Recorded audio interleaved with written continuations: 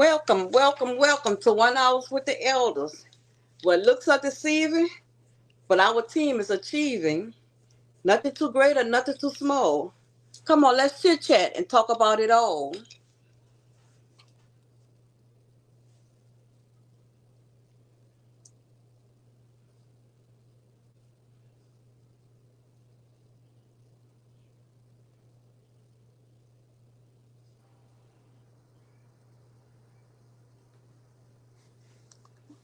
Yeah, let's chit chat and talk about it all.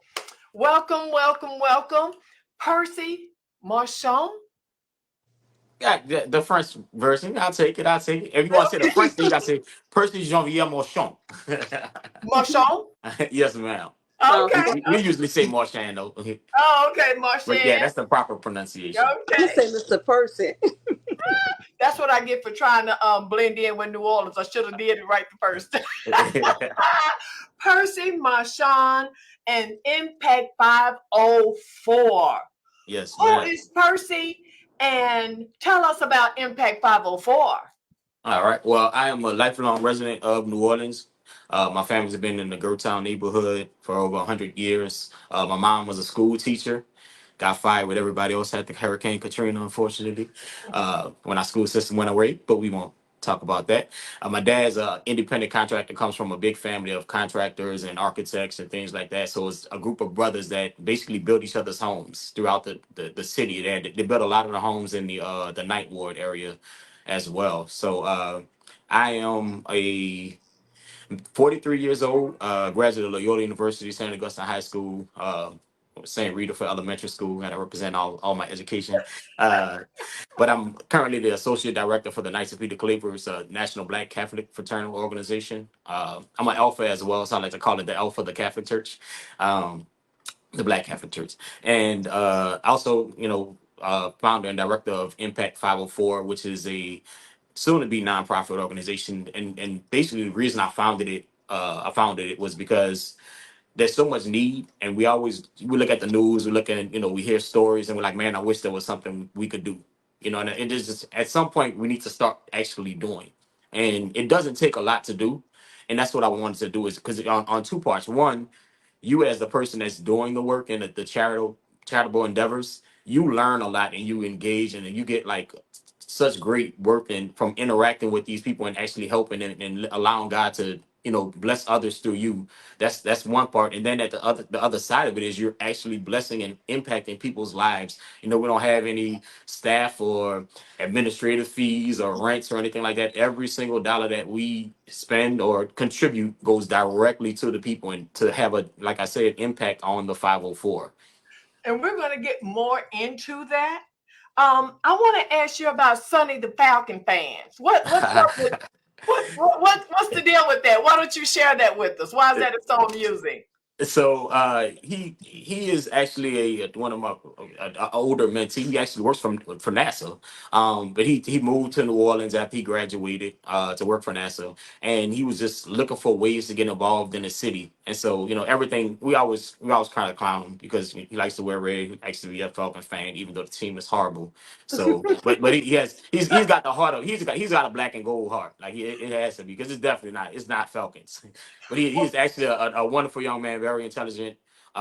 He is always helping, always looking for ways to get involved, wants to be a mentor, gets involved with the young men and young ladies in different community centers to help them, whether it's playing basketball, he's a athlete, track, anything like that. Anything he can get involved to try to help, he's always on board. And as OG get prepared to ask you Okay. the opening questions, I wanted to ask you. You said you were Saint Aug, so were you part of the band? I might have been a drum major or something like that, class of 99. Oh, Okay. something like that. Saxophone Yeah. section. Okay. Okay. Oh, Mr. OG. Good evening, everyone. How y'all doing? Good What's going evening. on, G? Wonderful. That's good. That's good. Everybody had a great day. Yes, yes. Blessed. Blessed. I'm warm. All right. Whew. Mr. Percy Marchand. Yes, What's sir. How happening? are you, my brother? I'm good. I'm good. God bless you. God bless you. Same to you. Blessings all around. Amen. So tell me a little bit, or tell us and the world about Impact 504. Tell us about yourself. Okay, well, I kind of give a little brief introduction about myself. I'll get a little bit more into what Impact 504 does. We have two big events that we do every year. One at Halloween called Boo Dat. The third year doing that was last year. And, we got like a real big response. Probably almost 1,000 people probably came throughout the day. We had a costume contest for the kids. They did arts and craft. They did STEM. We do a big haunted house for them. And my whole point with my events is growing up in this area, there was rarely anything for the kids or youth to do, and so everything was always in downtown or in a different community to a different area. We're kind of in one of those political situations where we're part of like rich white millionaires, and then us. You know what I mean? So we were just kind of like in the middle. So people kind of forget about us. They just let us just exist, and they don't really care about us. But that the youth, they want something to do. They want to be engaged. And I say the youth, but it's actually adults too. The adults, like, they are so excited to like be a kid again. You know what I mean? And because so many of us, we're rushing through life. We don't get a chance to be a kid. We're trying to be too serious. We're trying, and I'm not saying don't be serious about your money or your education or anything like that.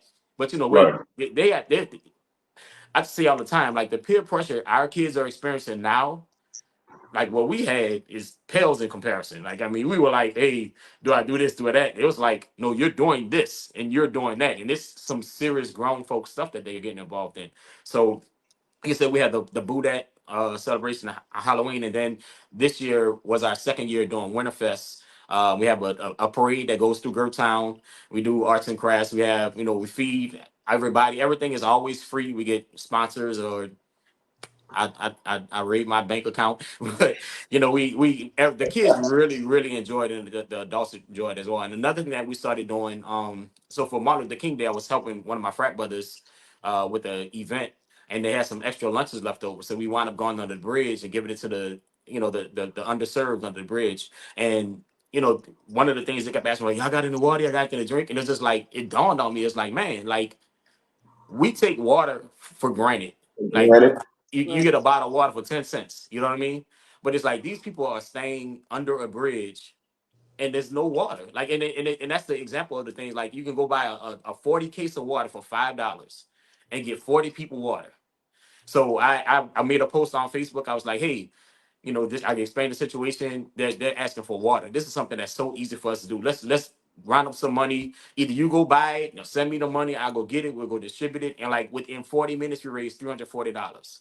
So we're able to go get waters and Gatorades and snacks and personal hygiene items. And we every about once or twice a month we go out and we hand out those items to these individuals. We've gotten plenty of donations and support from the community. And that's a beautiful blessing. And that's the whole thing. Everybody is just sitting back wanting to do something, but when they do something, they want to know that it's worth my time. I don't want to go volunteer and I'm gonna just be, you're finding something we're gonna do that's just, pencil pushing, or isn't having an impact. So that's what we want, is to have an impact on our city, have an impact when things happen, have an impact when there's a need. And Miss Dorothy has some questions for you. Okay. Okay. Mr. Percy Marchand, I love what you're doing. And it's funny that you said about the Boudiad because I'm from New Orleans. Dorothy Harris, a native of New Orleans, and has a deceased son that was killed on Halloween, B.G. Derrick Williams, Oh, or wow. murdered on Halloween. So you give me something positive to think about when I get through my little lonely spell on Halloween. I'm gonna remember you. I'm So glad we're able to do that. yeah, I'm sorry my for your loss. yeah, thank you. My question is, were you always as helpful and giving as you are now? My whole family has always been like this. We were that house on the block that everybody came in the backyard and played basketball. If mom cooked, anybody who pulled up was getting a plate. It's just, that's just the way. I don't know any other way, and I don't understand how people can't be like this, because it's such a like blessing. Honestly, I rather I get way more benefit from helping somebody or giving away than I do making money that's just gonna be spent and lost or wasted in any day. I always choose to help somebody first, because it's those blessings you get from that. And I'm talking about spiritually, mentally. Just it can't be compared to this earthly money. Right. How did gambling spark another life for you and turn into Impact 504? So I definitely had excuse me, use the correct language. I have a gambling problem, regardless of whether you do it or not. you can, when you're having addiction, you always have that addiction. You can control it, which I'm, thank God I've been able to do. But I was literally going in and just wasting so much money, and I saw so many people across every economic background, race, old, young, it didn't matter, in those casinos just pouring out money and money and money and money and just literally wasting it, because at the end of the day, you're never going to win with gambling, right? Even if you win that one time, you lost 200 times before that.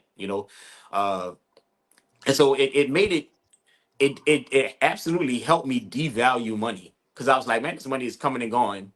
And even, and one of the first things that really showed me about money and material things was Hurricane Katrina, because I started a printing company when I was 14 years old, uh, back at St. Aug.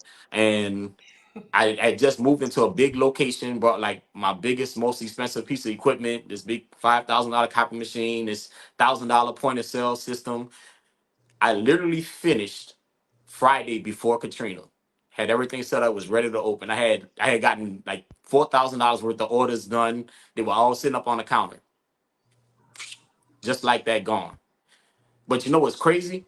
Within 6 months, every single thing I had and more came back.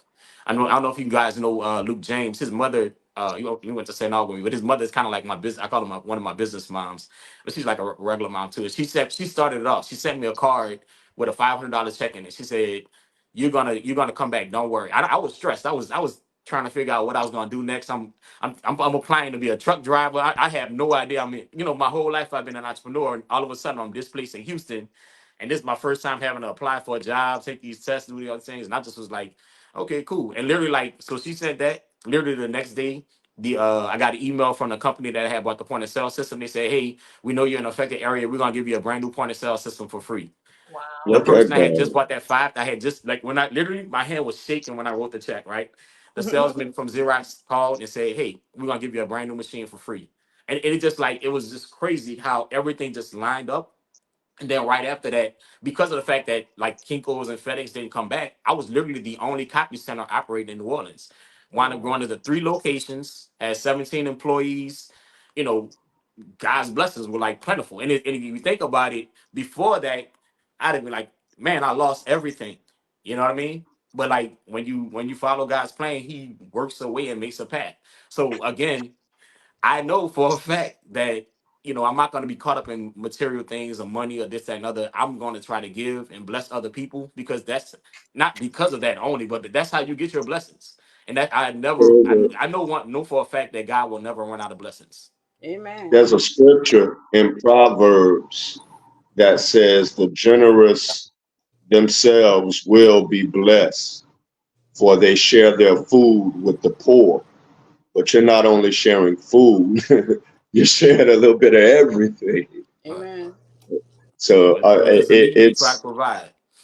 it's very, very commendable I of appreciate you, what you're doing. I think of it as you're leading a pathway back to the village, if you would. it. You Absolutely. know, we've lost mindset of that. That's how we made it as far as we did until we had this fracture Yep. in the Through, black community. through But what you're slavery, through doing, segregation, like we invented half of America. We had and lots of I'm core mad. family values. We were able to survive. Yeah, I think we invented a lot more than half, but True. what you're doing, it can spark a return to that village mindset. You truly are impacting the city in a very profound way. I appreciate that, and I appreciate y'all highlighting us, because we know we need more warriors on the street, and that the whole point of this is to spread it and to get people. I don't need any more recognition. That's why I closed my own business down. I've done everything I wanted. I had all that fun. Now it's like, let's build this army up and make a difference in people's lives. And You're definitely doing that. Thank you, brother. as a serial entrepreneur, it sounds like. Yeah, I'd Let say so. Yeah.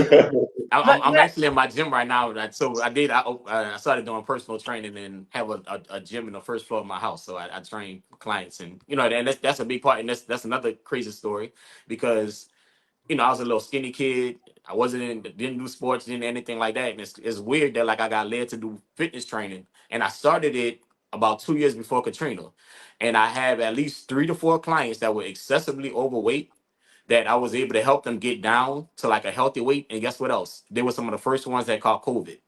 So, you never Wow. know where God leads you or why he leads you there. But, the health in your body is that's your temple. And no matter nothing else matters unless you're healthy and you're strong. And so that's been a blessing as well. and what's the name of your personal training company? Resolve Fitness. Say this again. Resolved Fitness. It's Resolve Fitness. resolve-fitness.com. So, as a serial entrepreneur, I just want the audience to be clear because we talked about a couple of things, and as we move forth, as Miss Dorothy finished her questions, I just want the audience to be clear.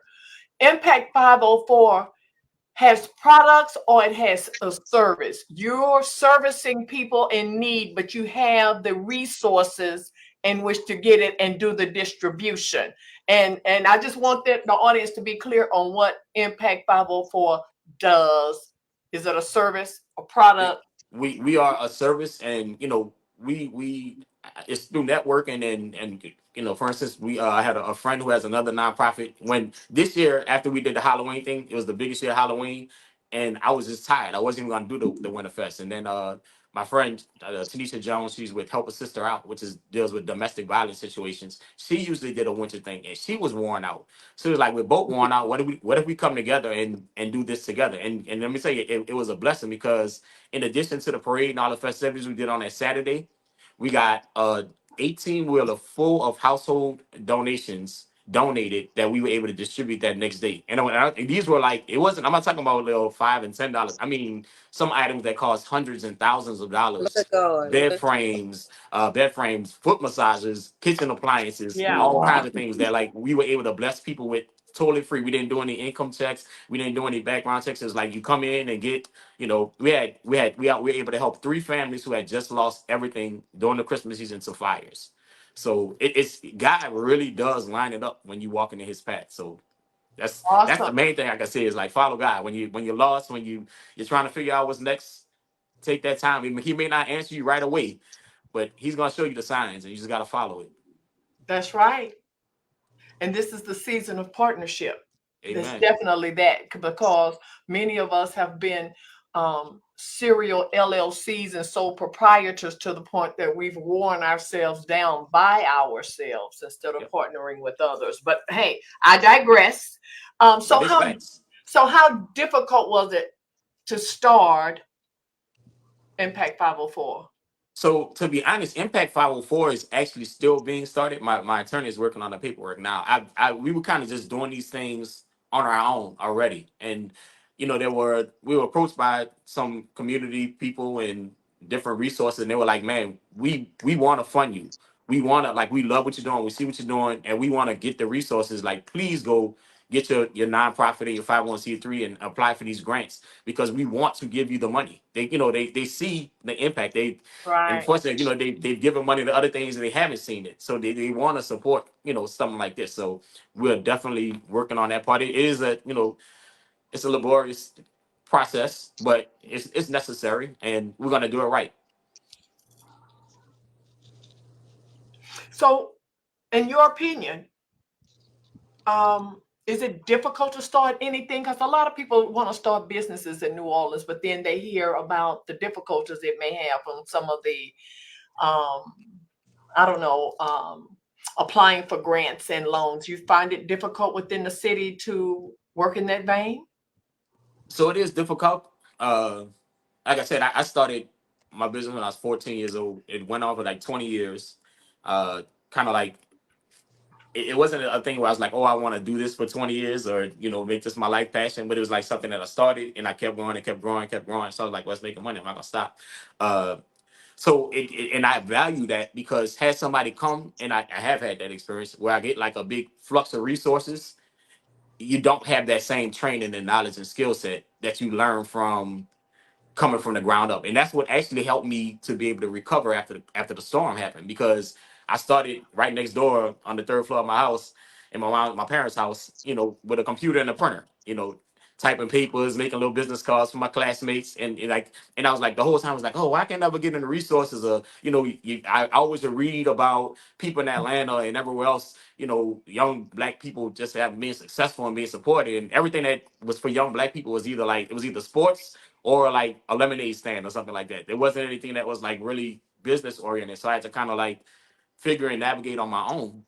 But I value that experience because all that knowledge and wisdom I got from doing that, I was able to apply when Katrina came, when we had fluctuating light, when we didn't have internet service, when you had to do that, kind of passing off flyers and doing all that groundwork. I was able to do it because I had experience doing it already. But today there are a lot more resources available. If you There are plenty of like nonprofit organizations that will kind of like walk and guide you through. The key is you have to be willing to do the work. By me having been an entrepreneur like pretty much my whole life, I would always get people to come in like, hey man, I want to start this business. Like what's the easy way to do it? I'm gonna be honest though. So Instagram and social media has made it easier to have overnight success, right? But that's for the ones that actually experience that are far and in between. So, and a lot of times they wind up falling or failing because they didn't have that, that hard knock life where they grew up and they learned the ins and outs of business and how to do things. So, like I said, there are plenty of programs that will kind of walk you through. Uh, and honestly, they're getting grants, so they need participants. But you have to be a person who is committed, is dedicated, and doesn't think it's gonna be this little. Oh, I just got to do this. Or, oh, it's just this. Because it's never that. It's never just this. It's never just that. I've been helping out with some stuff with like Nice Guys Notice, a real popular restaurant over here. Just helping them on some consulting, contracting type stuff.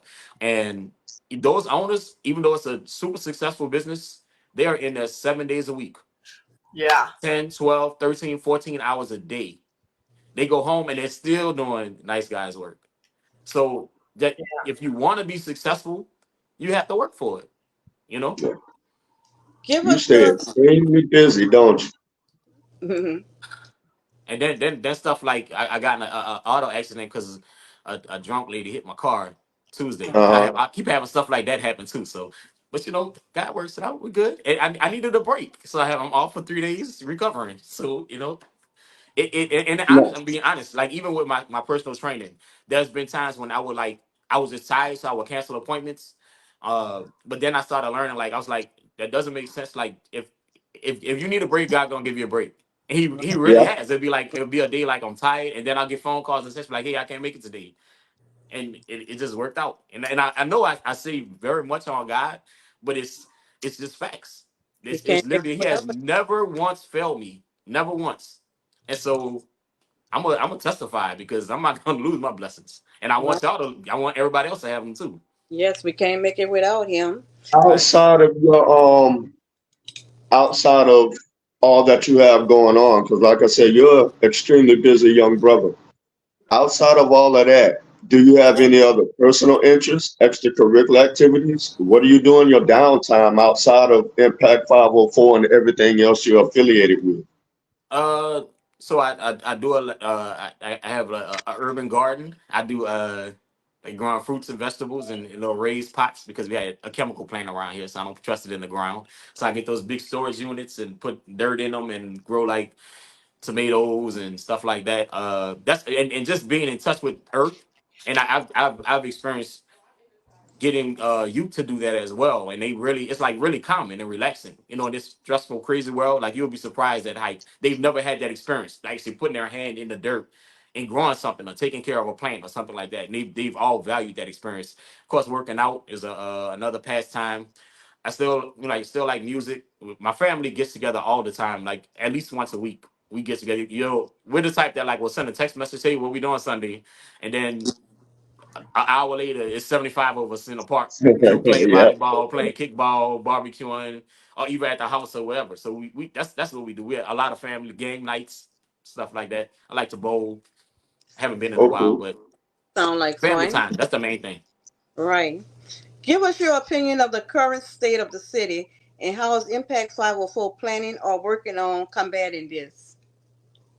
So I'll be honest. The thing that I see the most, and I speak from the black perspective because we're a majority black city, even though they don't want us to be.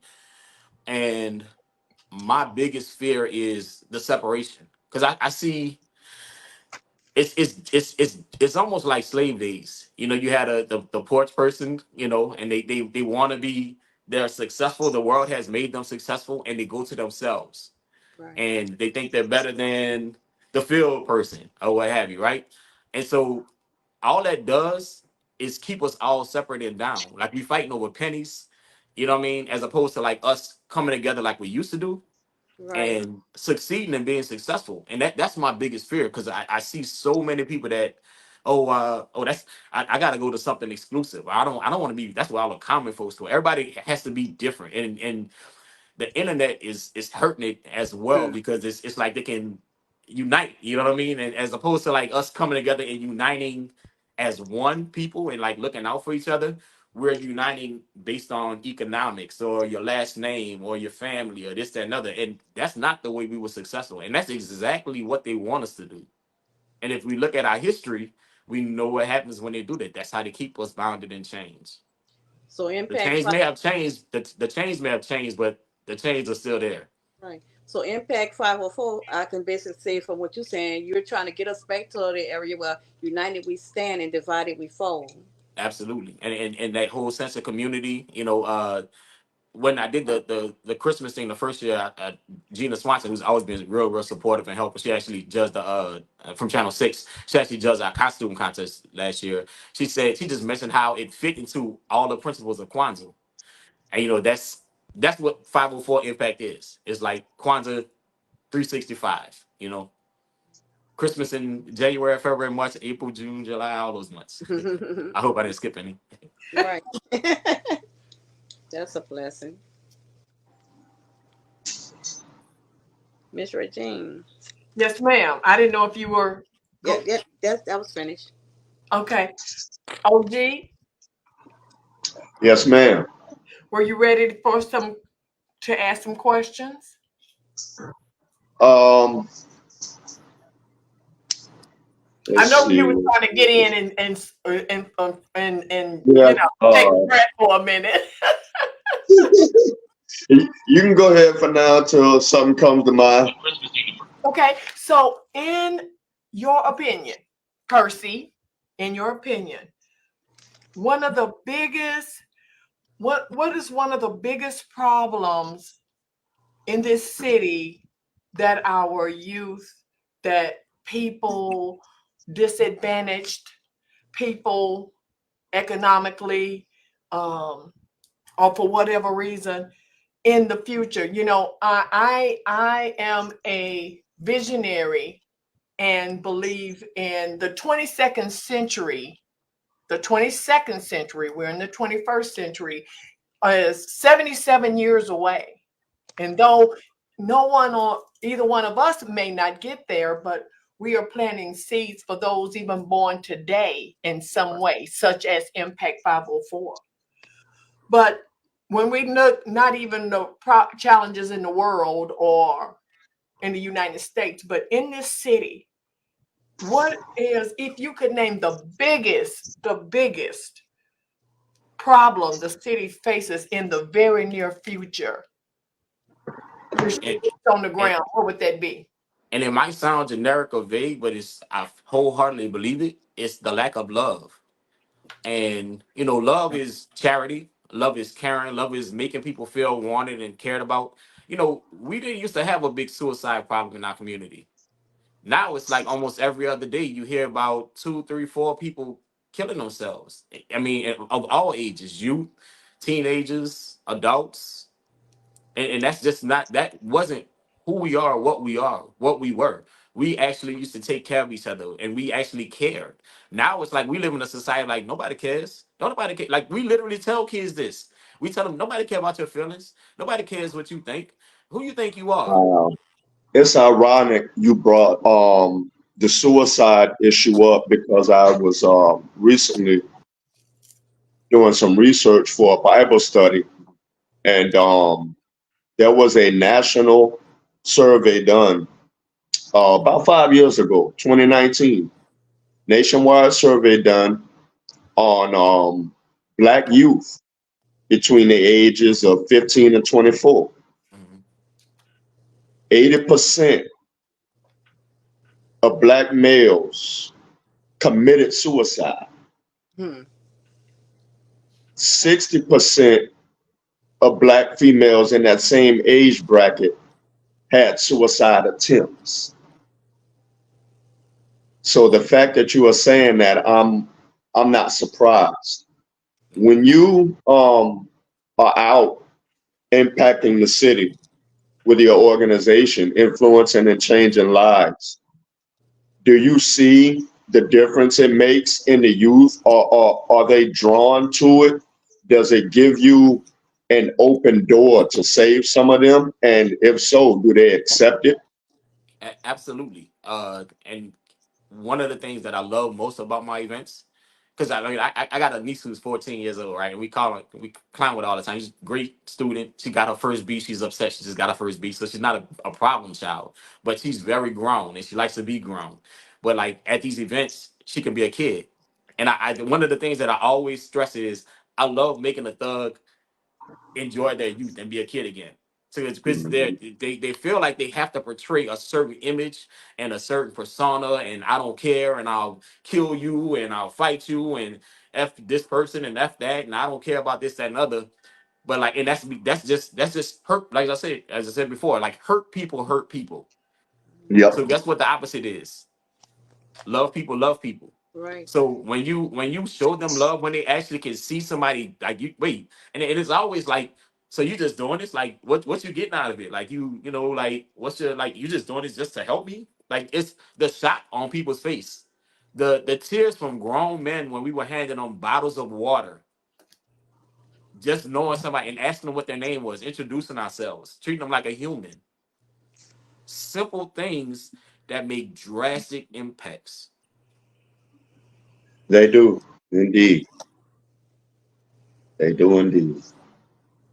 So with the separation and division that you spoke of earlier, and a lot of different ways that happens, where do you, as a lifelong resident of the city, where do you think started putting that divide and separation within the people, within the street, within the villages, um, from earlier on until now? What have you seen had made that difference? People trying to protect their clout and who they are, and they feel like if I spread this message, if more people understand, that you can be successful as well, or that if it's too much access, then if everybody can do it, then I'm not special, and and it gets spread. I tell people all the time, like, don't become what you fought against. If you're a young person that's saying like, hey, the elders aren't giving us space, the elders aren't like letting us do this, or I want to start this and they're not support me, when you become the elder, don't do the exact same thing. And that's what I've seen happen. I mean, they literally, I remember we used to talk about a group of older people who, like, it was like they were kind of in charge of everything. Whenever we came with new ideas, they shoot everything down. Oh, this is not what we do. This is not the way we do it. We do it like this, that, and the other. And it was like they were just like the events would be, eh, okay, but not like anything really impactful or successful. And they just go sit around at the bar and pat each other on the back and be like, "Man, good job. Oh, that was great," yeah, and make themselves feel good, like they really did something. But meanwhile, the community isn't impacted. The community isn't feeling it. And now I've seen the next generation move up and they're doing the exact same thing. And I see it because I speak to everybody. So I speak to the ones who are having those ideas not even considered, who are want to get involved in, who want to help and want to do things, and they're not being given that opportunity. And it's because you didn't, you're not in favor with this person, or you're not following how they want things done, this, that, and other. Like one of the things that I learned in business, I had a lady, Miss Coco. She used to manage one of my shops, and there was a trash can next to the counter. Right, I worked upstairs in my office dealing with clients and stuff, and she was downstairs dealing with the walk-ins. She always put the trash can on the left side. I felt like it should go on the right side. Literally,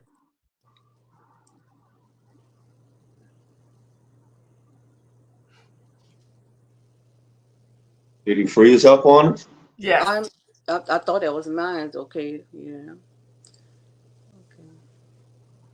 Y'all see in the chat? Yeah, I see it. Okay.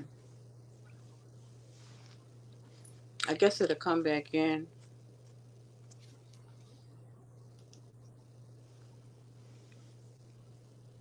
Is there any Yeah, question? we noticed.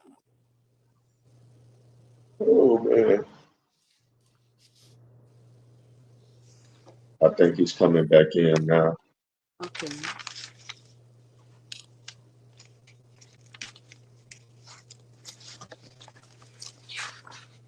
I saw it, Roman. We're on the 1 hour episode with the elders. So the 1 hours with the elders, and we have special guest Mr. Percy Marchand. He's He must have got a call or something. He he he Oh, must have.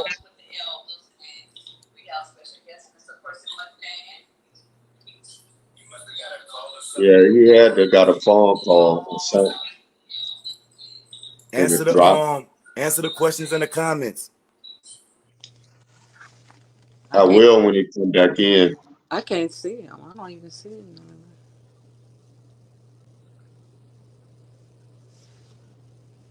I don't see any on. Yeah, I'm back. I the apologize. labber had one up. Technology. I had this cable plugged up to my phone, but it has a short in it apparently. So the whole time I'm thinking my phone is charging, and then the screen just went black. But I do remember what I was talking about. So I would go in and move that trash can every day, and she would move it right back. And then I realized she's the one working down here. Why do I even care? Why am I worried about? Why does it have to be my way? And and that was a very, I know it's just a trash can, but it taught me a valuable lesson is that like things aren't going to get done your way, the exact way you want to get done, but they won't get done if all you want to do is just focus on having it being done your way. Let people work and be successful and do the things that they need to do to be comfortable and be successful. And again, it goes back to like us thinking that like, you're all this or all that. You're Republican or Democrat. You're all the way left or you're all the way right. You're all the way black or you're all the way white. Like and there's no in between. There's no gray areas. We try to like if you don't agree with all these different 20-point flanks. I ran for office twice, right? And so when you try to get the endorsements, they have all these little things they want you to check off and sign off. And basically, if you don't sign off on all of them, you're not even going to be considered. And it's like, what, what, what do we want? Puppets or we want leaders? You know what I mean? But you have to allow people the space and the freedom and the rights to be able to be successful. And that's not going to always be what you want and how you want it to be done, but you got to give them that space, and you'll get more done basically. We have a question from one of our viewers who's soon to become a team member of 24/7 Grind E, if she's not already. Have you ever thought about making Impact 504 a growth territory, such as expanding into other parts of the state? So I've actually been working with a group in Holly Grove, and it sucks because I can't remember the name of the larger organization, but I think it's like something like We Care or something like that. And it was started by a guy in Shreveport, and that's basically what they're doing. They're trying to get kind of lead like, and it's as opposed to like going in, like I said, and trying to say like force a certain kind of like a franchise or something upon people. It's like finding the existing people who are doing the work and creating these kind of community hubs so that there's a network, and the ideas and the work can get shared and spread, and we can have a bigger impact. So that's actually part of what we're doing. So absolutely. What advice? Earlier, go ahead. Okay. What advice can you give to the public from your closely dealing with all these kids to help them to better understand the children of the future? So one, don't be fooled by the mask that they're wearing. That hard, I don't care, you know, screw you, this, that, another. I don't care. You tell my mama, I don't care. Like, and that part is all BS. They want to be loved. They Right. want to be taught. They want to be taught. These kids are really, really intelligent. They Right. are really smart. They're so smart that they can see our BS. They could tell when you're not being genuine. They could tell when the teacher is just there for a check. They could tell when the teacher is on some other stuff. They know that. And so they build all these mechanisms to deal with it. And so if you're doing the right thing, you have to learn to like, you have to, I don't know if y'all ever saw the video. It was a guy, he was in his backyard or something, and a little young guy comes up with him, points a gun at him to try to rob him. And then he pulls out his gun. He's like, look, I'm not gonna kill you. I'm not trying to hurt you.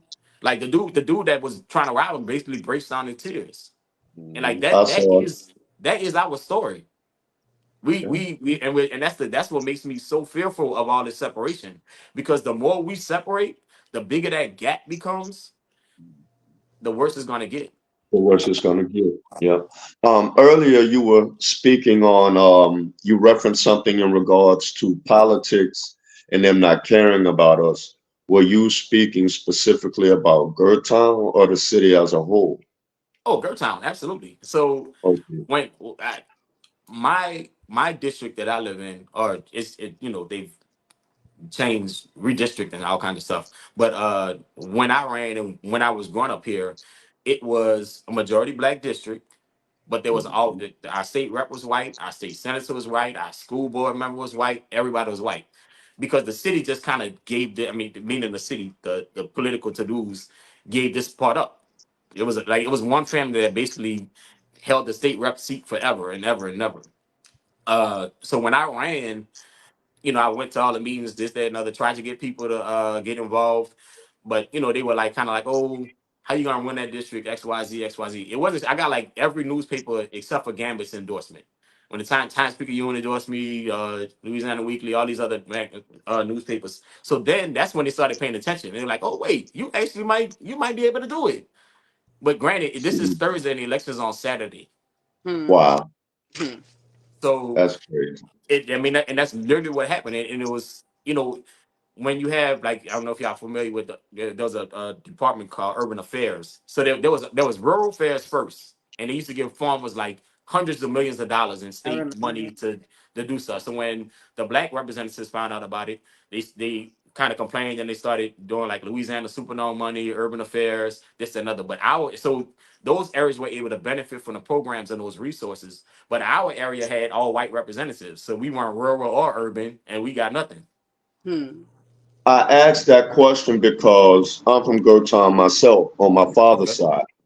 And it seems like every time I come home, I see more of the property around the neighborhood being bought up by Xavier, and I was wondering what that's about, and that's So why I asked you when you said the politics and they don't care about us. Were you specifically talking about Gerttown? Because it seems to me like they trying to get rid of the whole area and make it all commercial like property or whatever.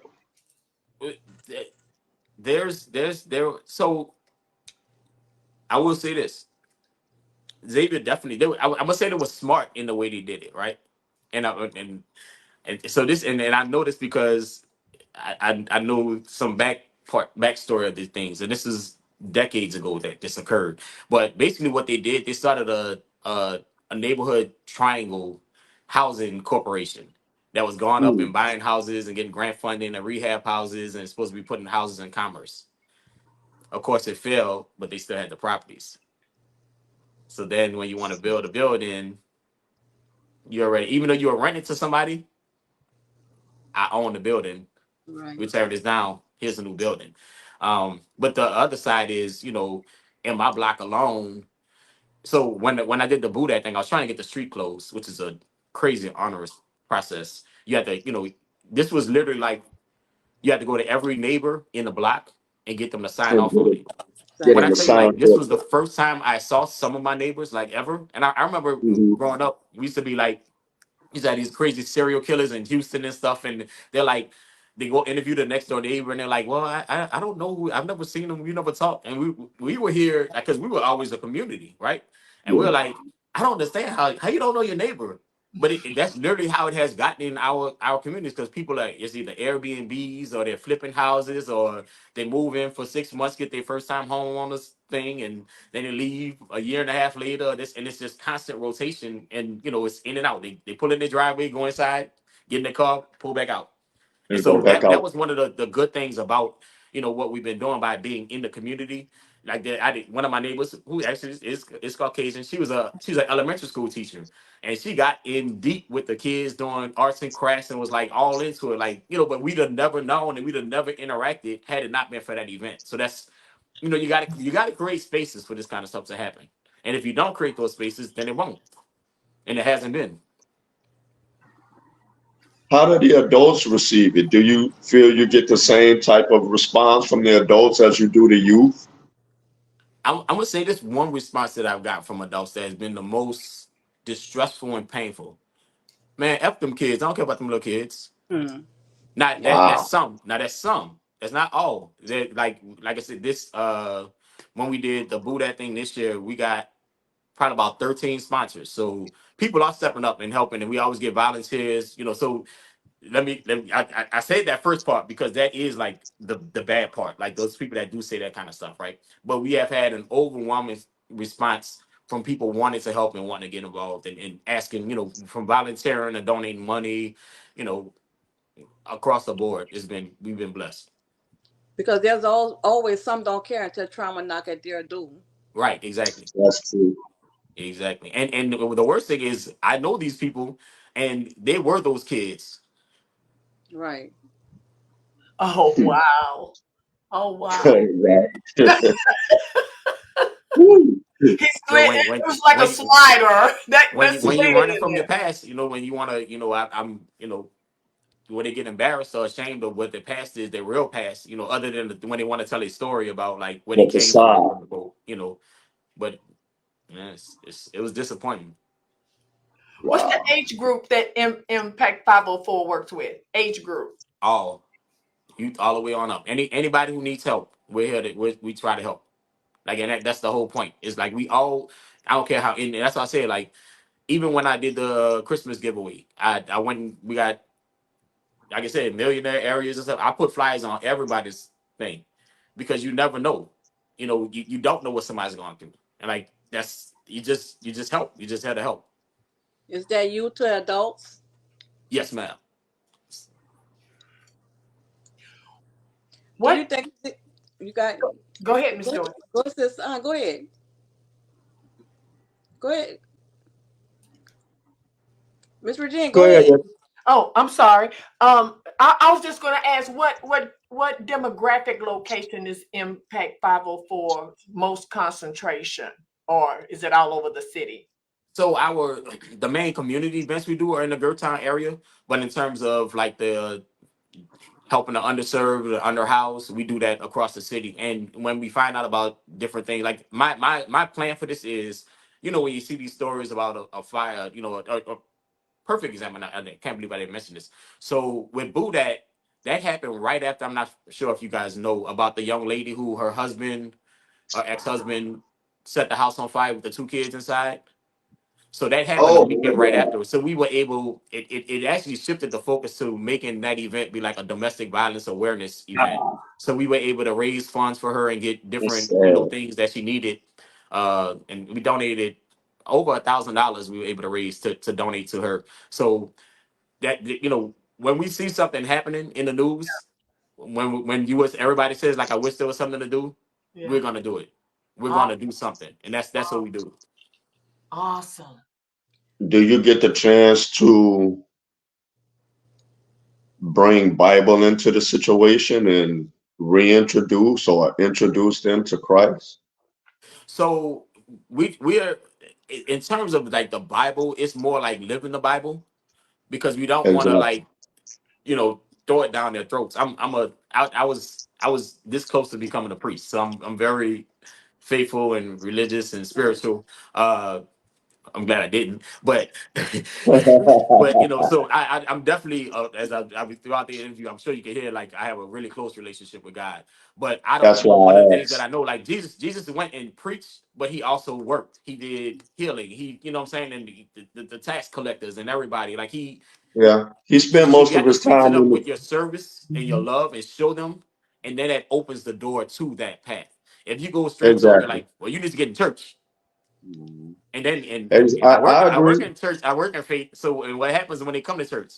Then we little them and we ride, and so there's a lot of work that needs to be done all across the board.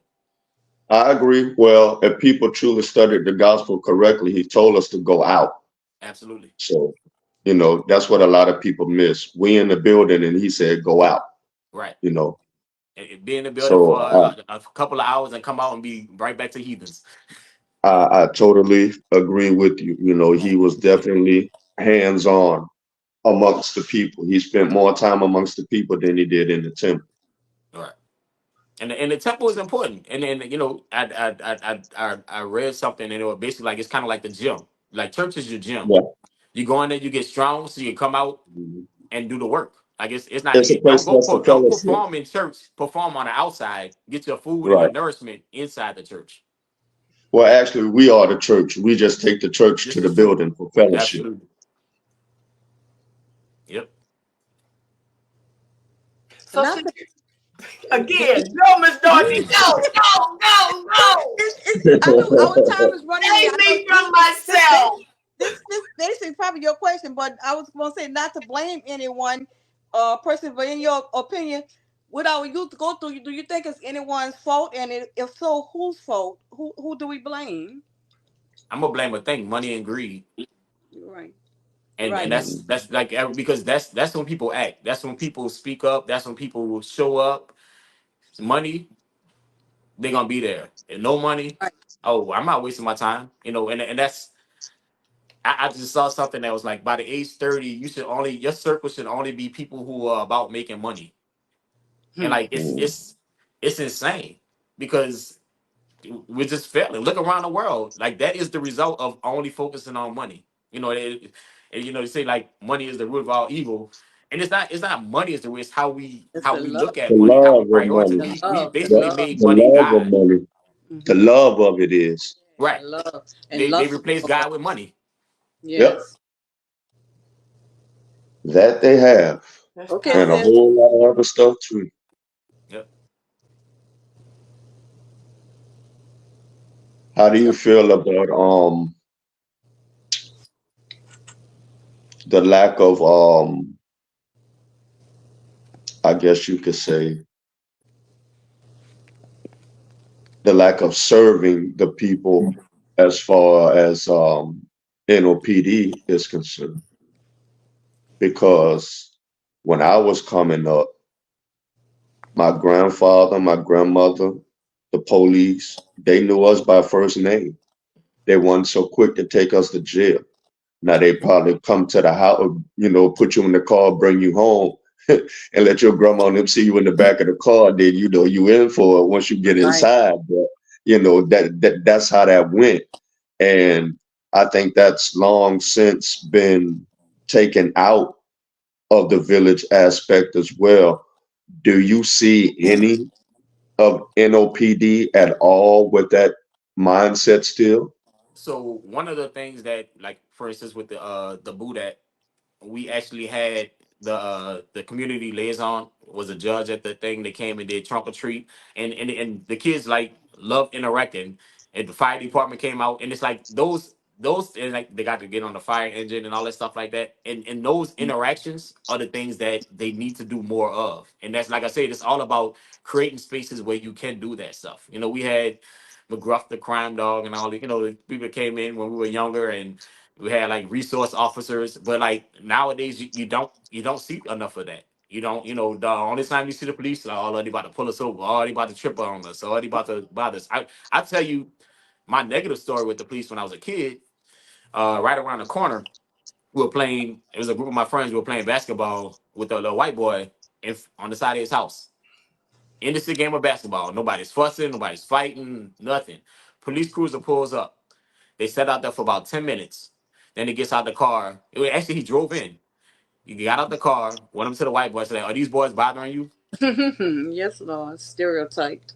And so, like, think about that impression that will leave on On us, that little black boy. Yeah. right? And on that white boy. Right. Yeah. Yeah. You right. Entitlement.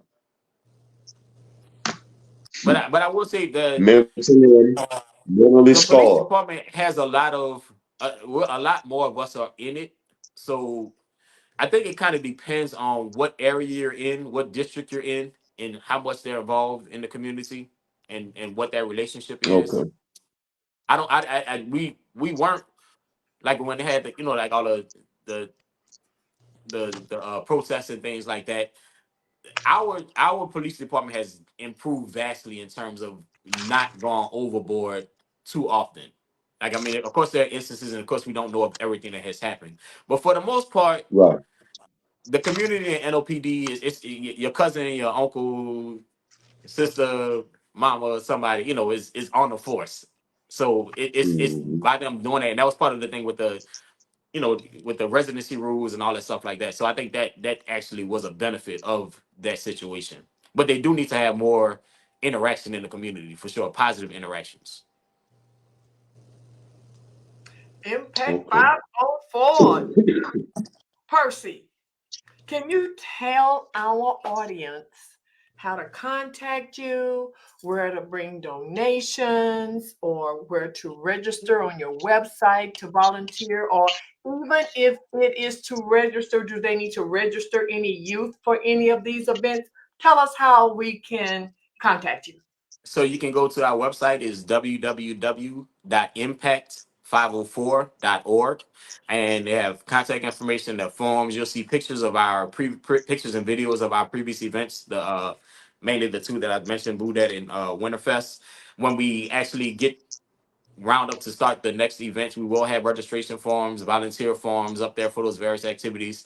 And you can always just in a contact form, whether you need help, whether you want to give help, we want to be the resource that you can go to, whether you need it or you have something to give, that will connect the dots.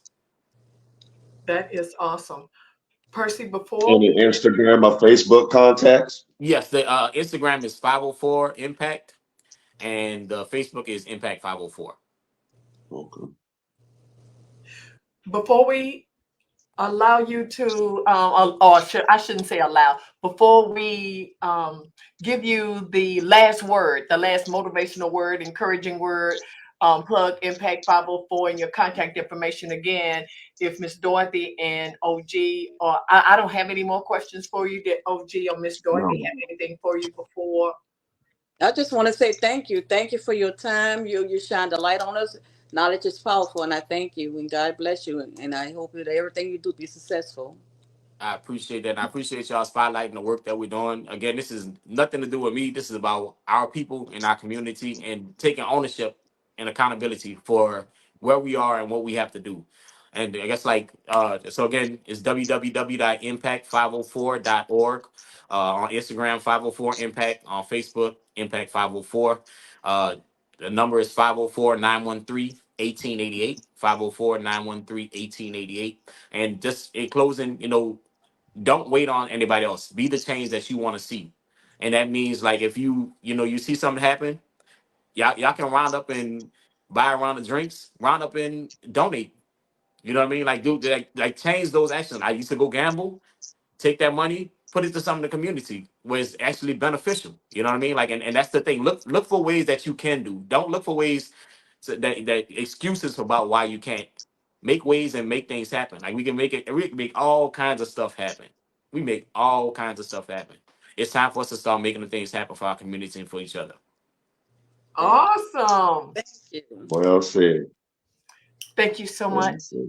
Thank you all. Thank you so Appreciate y'all much. so much. Hey, if Thank you you. have any events or anything going on, come back and give us a shout out at Hour with the Elders, and we'll be glad to have you on so you can talk about your latest and greatest events. Absolutely. I appreciate that. And I definitely will. Thank you so much. Thank Thank y'all. you. Y'all Thank have a you, good man. night. We Thank God y'all. bless. appreciate you. You Thank y'all to too. the audience. God bless. Mhm. All right. This is closing out the hour of with the elders, OG Los, Sister Dorothy, Sister Regine, and our guest, Brother Percy Marchand. God bless you, man. I'm definitely going to keep you in prayer because I'm pretty sure the spiritual warfare you face for doing what you're doing is real. So Absolutely. I'm Appreciate that. definitely going to keep you in prayer for sure. Thank you. That's the best donation you could give is a prayer. Honestly. I got you. I got you. We appreciate you, man. Have a good night. Y'all too. All right. Night. Good night, everyone. We'll see y'all next week or later this week, I guess. Okay, do we stay on? Yes, I don't think so. we're still live.